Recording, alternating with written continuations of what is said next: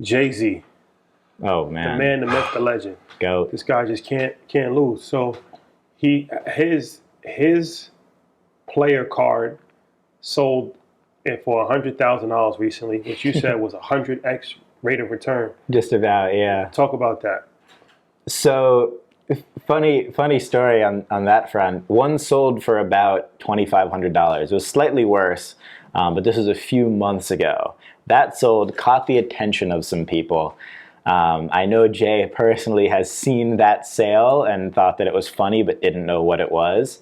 And then, with the increase in alternative celebrity cards, so everything from Bill Gates cards from the 1990s to Dave Portnoy to Joe Rogan to, Oprah. You got everybody's cards from like these random sets, usually not produced by major companies, but especially Just a some of the random older person ones. just makes it.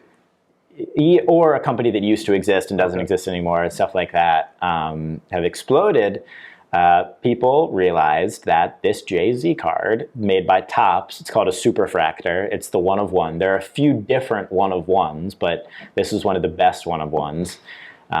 Was a card to have. And all you need for a card to become really, really valuable is a couple of rich people getting in a bidding war. And I think that that's what happened. And it sold for over $105,000, becoming the all-time record for a non-sports or Pokemon or Magic the Gathering card sold ever. How much was it when it originally came out? I mean, somebody pulled it out of a pack. So somebody got it out of a $10, It was pack. it was a one of one inside of a pack, Yeah, and that was the only one in the world. correct. And they put it inside of a pack. Yeah, For it's $10? totally I was gonna say, random. it's a golden ticket. But what kind of pack is it? Is it a pack of just random celebrities that have cards? Like, Right, so that I believe that was a baseball set that they had just shoved it in. Sometimes they'll do that. So like in 2008, Topps put presidents. They put Barack Obama's rookie card, which is now thousands of dollars as well. But they put that in a baseball set in Series 1 of 2008 Topps Baseball. Yeah. And people just randomly got them. That's sort of the betting side of it. So yes, in theory, you can have incredible returns, just like you can, buying a lottery ticket. There's no difference. You're not going to win, That's crazy. except for when you do. Jay makes But- nothing from the sale of it. Correct. It's not like an NFT where you get perpetual 20%. What is he laughing at?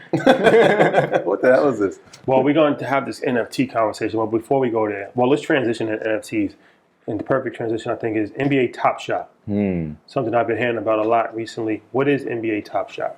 NBA Top Shot is a licensed blockchain platform where they take highlights and turn them into NFTs. But it's not decentralized. It's super centralized on NBATopShot.com. It's not like other NFTs you can transfer it from platform to platform. Top Shot is confined to this one. So they created a centralized licensed platform to sell NBA highlights as NFTs. And some have gone from thousands to hundreds of thousands. Yeah, I'm still like baffled by some of them. I watched a Kyrie Irving layup from the Celtics that was selling for $95,000. How do we determine the value on these things? The value of anything is what somebody's willing to pay. That's a fact. But for Top Shot, so a lot of the ones that are selling for a lot are from Series 1. So they put it out in series. Series 1 for Top Shot is more limited quantity. It was before it was popular. And that's how a lot of these things are. The second something gets popular, it's now a new market value. Bitcoin is super popular. That's why it's $60,000 a coin. Top Shot is now super popular. That's why some of those Series 1s are selling for $95,000, $100,000, $200,000, $300,000. Yeah. Series 2 is less expensive. Series 3 will be less expensive than that. Series 4 less than that, unless the demand increases at the same proportional rate. And when they do by series, they're changing something specific inside of the NFT itself? So it's just the highlight. So Series 1 was last year's NBA season, but also the rookie NFT for a lot of these guys. Okay. And in all collectibles, rookie is king. You want the rookie of everything you buy. And that doesn't even matter, not even the player's status as a rookie. Just in collectibles. Collectible, it's a rookie collectible. So if you're buying art, you want the person's first thing, or you want the best, or in Pokemon, you want the first edition. In Magic the Gathering, you want the first edition. Right. Yu-Gi-Oh is the same. When you're buying like toys like stuffed animals, Beanie Baby, whatever. You want the first thing. Yeah. So let me ask you this. All right. So let's get into this conversation because people don't fully understand it. Like the LeBron James dunk, right? Right. I think it sold for, how much did it sell for? Which dunk? It's one of the best.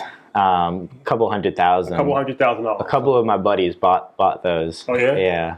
You got some rich friends. Yeah, a lot of good friends. All right. So I want to paint this visual picture for people that might not fully understand what's going on here. So this is the world of sports collectibles and NFTs colliding. We're gonna have a conversation about NFTs, but LeBron James, he's going up and he's done. It's like a highlight that you can see on SportsCenter, YouTube, Instagram, whatever. So a lot of people don't fully understand it because it's like, okay, why would I pay for something that I could already see on YouTube for free? Right. But correct me if I'm wrong. And my understanding of it is like, now you own it. And it's no different from the Mona Lisa, where, yeah, you can see the Mona Lisa on YouTube. You can see the Mona Lisa on Google Images, but you don't own the Mona Lisa. The Louvre in Paris does. If you want to see the real, authentic Mona Lisa, you have to go to Paris. So now that highlight is all over. It can be seen all over, but you own the highlight. Is this correct? You're paying for the rights to sell it. So you own the highlight. Yeah. So even though other people can see it for free, You don't own the IP. Like if it's The NBA owns it? The NBA owns it. Okay. The NBA gives up no intellectual property to Top Shot. The only thing that you're paying for is a legal way to be able to sell said highlight, sell the blockchain of said highlight. So, if somebody wants to use that clip in a movie or in a commercial, you're not getting paid dividends by the NBA. Right. But similar to the Mona Lisa, the person who owns the Mona Lisa or the museum that owns the Mona Lisa has the ability to sell it, has the ability to do other things with it. The same is true with a Top Shot. So yes, I've watched that LeBron dunk tons of times, but I don't have the ability to sell it because I don't own that Top Shot. How does that work with the NBA since they own the intellectual property for it? When I take a highlight and now try to sell it, could this be a lawsuit down the road? So there's definitely not going to be a lawsuit because it's licensed. Okay. So they paid the NBA to be able to do this. Okay. But I do think it will be a very interesting situation when their licensing agreement comes to an end because it has grown so much faster than they thought it was going to from the NBA's standpoint. It is, they've done like 300 million year to date. These numbers are ridiculous. so you own it, but you really don't own it because the NBA still owns the highlight. Right. Okay. But you own the digital collectible of that highlight. So you own, where is this digital? Is this digital? Is it a hologram? So let me explain it this way. Let's say you buy that Mike Trout card. You don't own the photo of the Mike Trout card, but you own the Mike Trout card. Yeah. Okay, I got it. So the NFT of that LeBron James dunk, is this, how am I seeing this?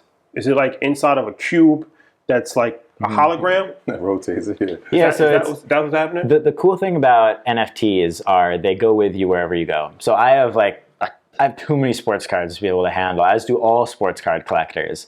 So I can't physically have them with me at all times. I wish I could have brought them all here, but I can't.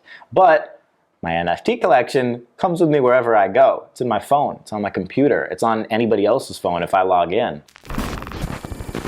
My graduates from my school being Forbes, bag drop. Bag drop. A mic drop, bag drop. Bag drop.